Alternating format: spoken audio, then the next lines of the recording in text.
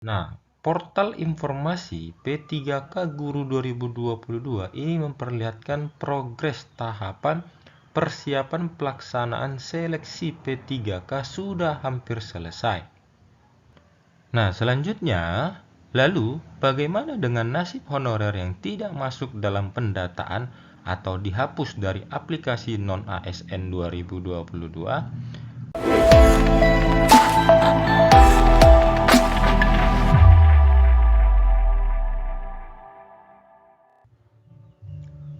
Halo para sobat semuanya, kembali lagi bersama channel Sobat Beken, belajar keren, berita keren seputar pendidikan. Kali ini kita membahas mengenai honorer yang masuk pendataan non-ASN, segera siapkan dokumen pendaftaran P3K.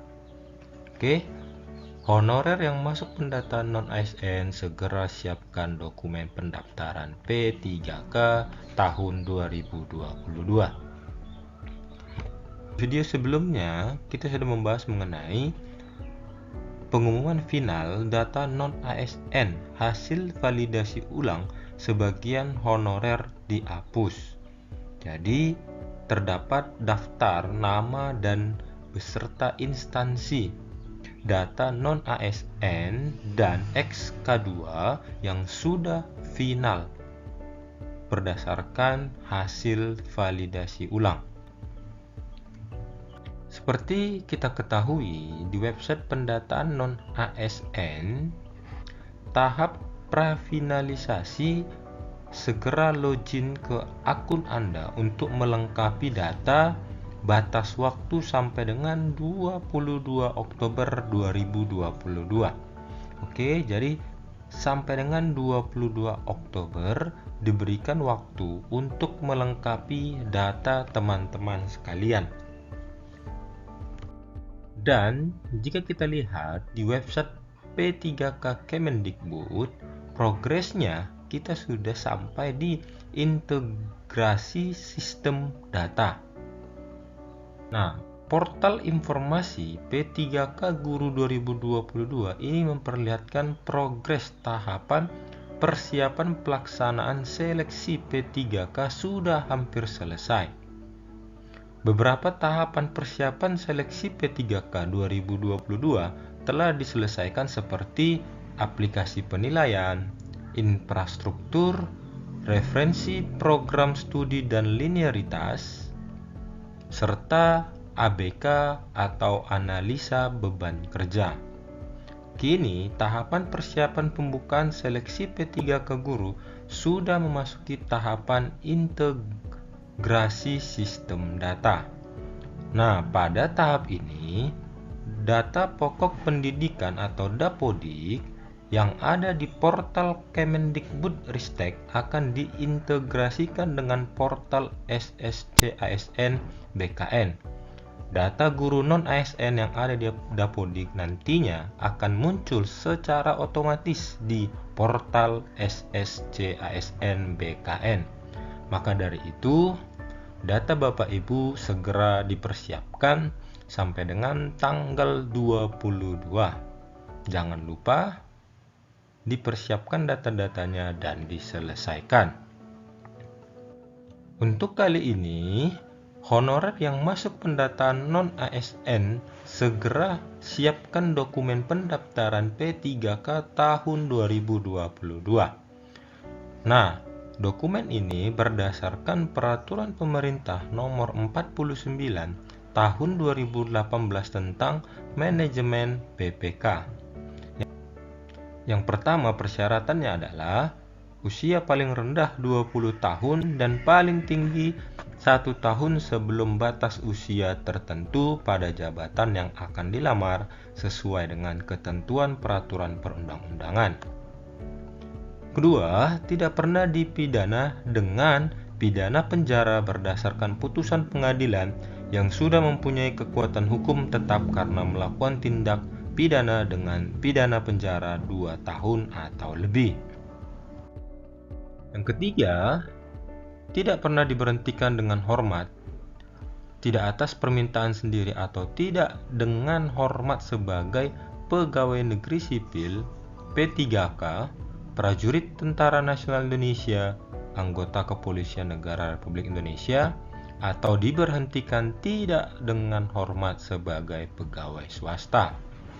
Yang keempat, tidak menjadi anggota atau pengurus partai politik atau terlibat politik praktis.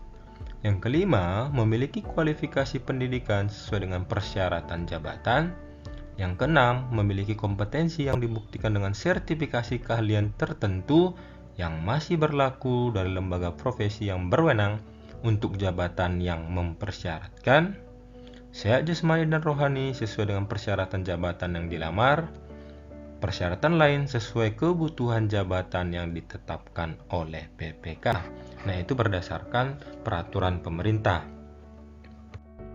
Nah, bagi calon P3K guru, khusus untuk calon P3K guru, dokumen yang harus dipersiapkan yaitu pas foto dengan latar belakang berwarna merah, format JPG atau JPG dan ukuran maksimal 200 KB. Surat pernyataan dengan ketentuan sebagai berikut. Surat pernyataan diketik dengan komputer bermaterai RP 10.000 dan ditandangani sendiri dengan tinta hitam dibuat pada saat tanggal pendaftaran. Ketiga, scan KTP asli atau surat keterangan asli telah melakukan perekaman kependudukan yang dikeluarkan oleh Dinas Kependudukan dan Pencatatan Sipil.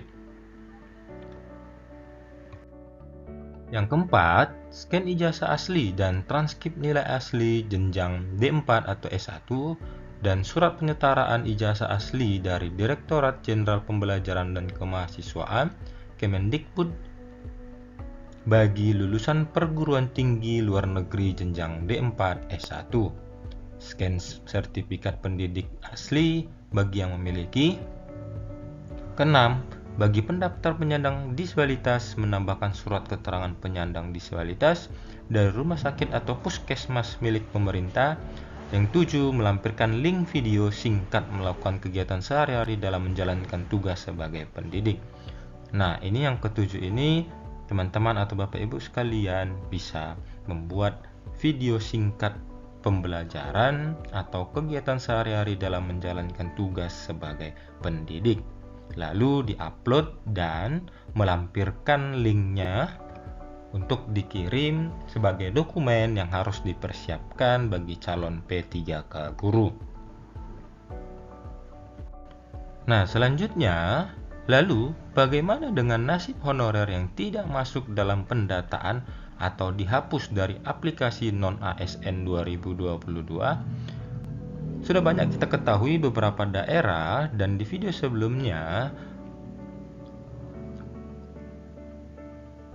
mengenai pendataan honorer yang dihapus atau di-delete dari aplikasi non-ASN 2022.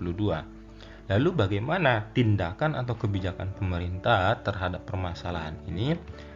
Yang pertama, Kemenpan RB dan BKN sudah menegaskan bahwa terdapat 264 jabatan yang tidak boleh masuk dalam pendataan non-ASN, diantaranya pengemudi atau supir, tenaga kebersihan, satuan pengamanan, dan jabatan sejenis lainnya. Kementerian Pan RB meminta agar honorer seperti supir, tenaga kebersihan, dan satuan pengamanan dialihkan menjadi tenaga ahli daya atau outsourcing. Oke, jadi inilah kebijakan daripada Kemenpan RB dan BKN terhadap honorer yang dihapus dari aplikasi non-ASN 2022. Kemenpan RB meminta agar honorer seperti supir, tenaga kebersihan, dan satuan pengamanan dialihkan menjadi tenaga ahli daya atau outsourcing.